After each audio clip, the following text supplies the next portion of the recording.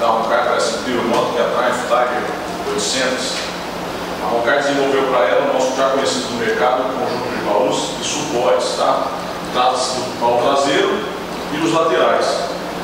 Vou mostrar para vocês o suporte é todo feito em aço, carbono cortado a laser, não vai nenhum tipo de solda no produto, então isso aumenta a durabilidade e a resistência do produto, tá? E para colocar é muito fácil. Deixei esse aqui para mostrar para vocês. Tem esse sistema de chapa aqui atrás.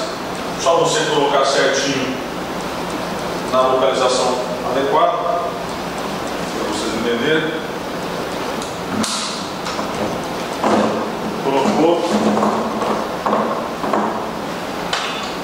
Tem a travinha aqui.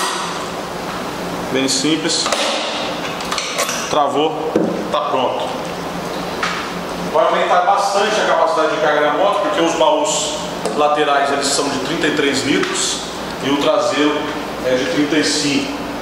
Então você vai ter aí um grande ganho de bagagem na sua moto. Tá? Além de ter um visual muito bacana que combina realmente com essas motos. Os bagageiros, os baús são todos feitos em alumínio, tá? Alumínio preto, alumínio polido, que lembra aí o alumínio cru, né? Vamos dizer assim. Enfim, todos os modelos estão disponíveis no nosso site. Acesse www.roncar.com.br para conhecer esses outros produtos. Obrigado.